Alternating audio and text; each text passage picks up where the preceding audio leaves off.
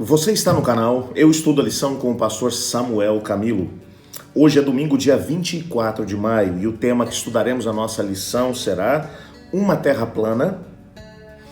Algumas pessoas têm uma tendência de poder olhar para a Bíblia e tentar dizer aquilo que na verdade ela não está dizendo. Até aqui tivemos a possibilidade de entender alguns princípios de interpretação bíblica. E nesses princípios, um deles é de quando nós temos um texto difícil de ser compreendido, precisamos ler absolutamente tudo aquilo que a Bíblia fala sobre aquele tema para termos uma visão mais alargada a respeito daquele assunto. Alguns indivíduos pegaram algumas afirmações bíblicas para poder dizer, por exemplo, entre outras coisas, que a Terra é plana. Para você ter uma ideia, é comum nas crenças antigas, mesmo do período anterior a Cristo, no período do Antigo Testamento e também no período do Novo Testamento e no período medieval, inclusive, afirmações no sentido de que a Terra é plana. Para você ter uma ideia, por exemplo, muitas pessoas acabavam entendendo que a Terra é plana por causa de alguns textos lá de Apocalipse. Por exemplo, Apocalipse capítulo 7, verso 1, João vai dizer assim: depois disso vi 4 anjos em pé nos 4 cantos da terra, conservando seguros os 4 ventos da terra, para que nenhum vento soprasse sobre a terra, nem sobre o mar, nem sobre árvore alguma. Lá no capítulo 20, versos 7 e 8, ele vai repetir aqui a mesma ideia. Quando, porém, se completarem os 1000 anos, Satanás será solto da sua prisão e sairá a seduzir as nações que há nos 4 cantos da terra, Gog e Magog, a fim de reuni-las para pelejo. O número dessas é como areia do mar. Eles pegam aqui, por exemplo, esse texto para poder mencionar. Tá vendo? Olha, João mencionou que existem 4 cantos na terra. Ora, se a terra tem canto, é sinal de que ela é plana. Durante muito tempo, pessoas olharam para textos como esse, entre outros, para poder mencionar que a terra ela era plana. E isso, obviamente, está comprovado que não tem nenhum tipo de base científica para podermos compreender. A Terra é esférica e ela está suspensa no vazio dentro do contexto do universo. Quando olhamos para esses textos, precisamos compreendê-los à luz daquilo que eles são. Em primeiro lugar, esses textos vão aparecer num contexto, eles aparecem num contexto de profecia. E em profecia, o profeta ele usa algumas visões, algumas imagens de símbolos para poder tentar traduzir verdades eternas. João aqui simplesmente está mencionando que Deus ele colocou, no primeiro texto, que Deus ele colocou 4 anjos com grande autoridade para reter os ventos. Os ventos são símbolos de destruição, de catástrofe sobre a terra, para impedir que a terra, bem como aquilo que nela existe, possa de alguma maneira ser destruído.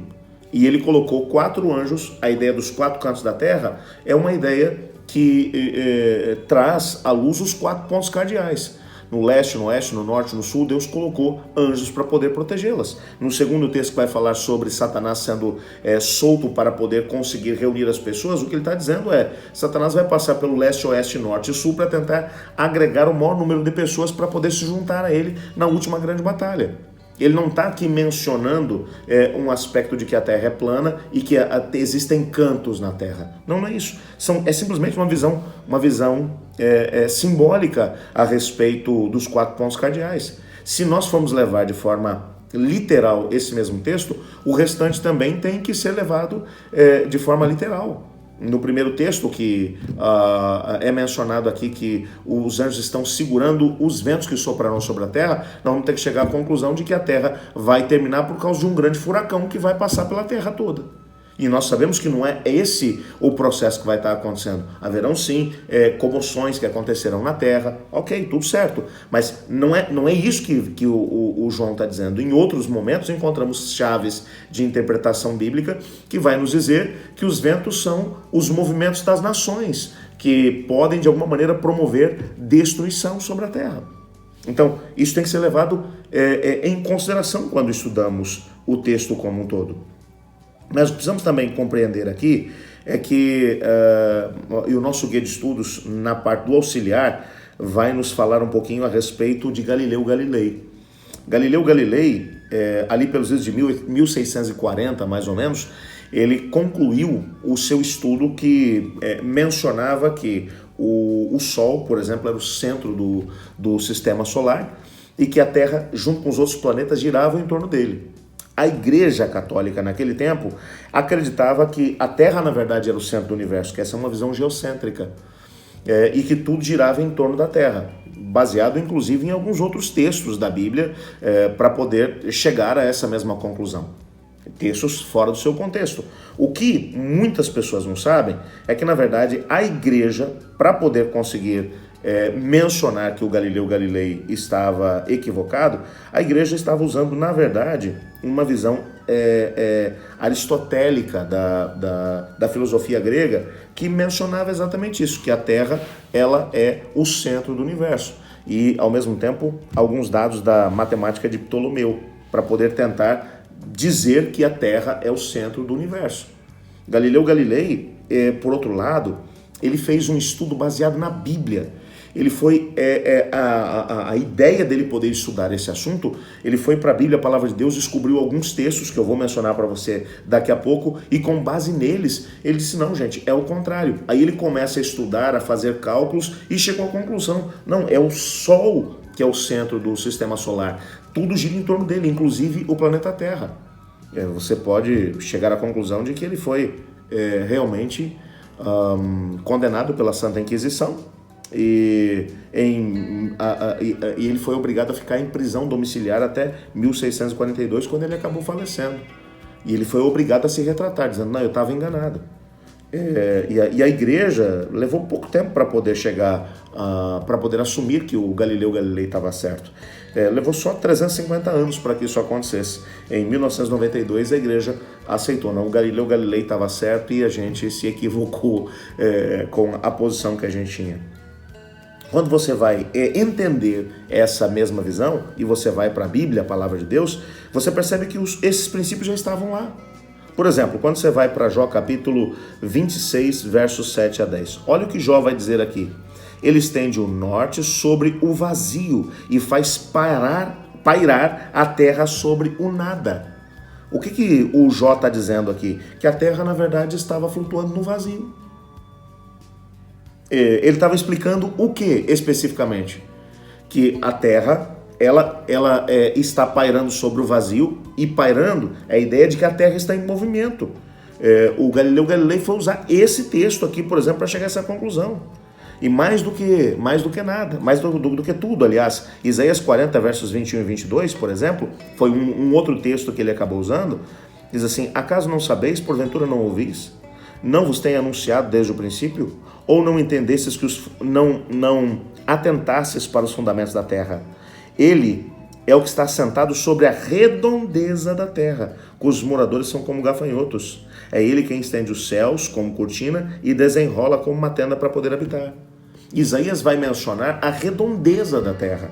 E muitos cientistas criacionistas, assim como Galileu Galilei, chegaram à conclusão de que a terra não é plana, de que ela é esférica e que ela está pairando em movimento no vazio, e se ela está em movimento, é ela quem vai fazer o seu movimento em torno do Sol. É ela que vai pairando sobre o vazio, se movimentar em torno do Sol junto com os demais planetas. O que Galileu Galilei fez para poder chegar à conclusão? Ele foi para a Bíblia, e com base na Bíblia, a palavra de Deus, ele foi estudar para tentar comprovar que a Bíblia estava certa. Apesar de ter sido incriminado pela própria igreja como herege, mas ele estava correto. Ele morreu como um herege. Talvez só 350 anos depois é que a igreja se retratou a respeito do que ele disse. Portanto, quando nós vamos para a Bíblia, a palavra de Deus, o que nós precisamos compreender é de que a Bíblia ela não se contradiz. E cada texto que vai mencionar alguns aspectos, ele precisa ser analisado tendo como base aquilo que é aquilo são os princípios de interpretação bíblica. Nós vimos hoje que se pegarmos o Apocalipse capítulo 7, verso 1 de forma literal, nós vamos chegar à conclusão de que a Terra ela é plana.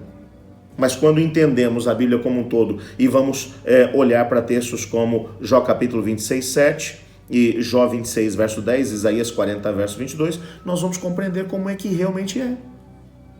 Portanto, ela tem que ser analisada como um todo.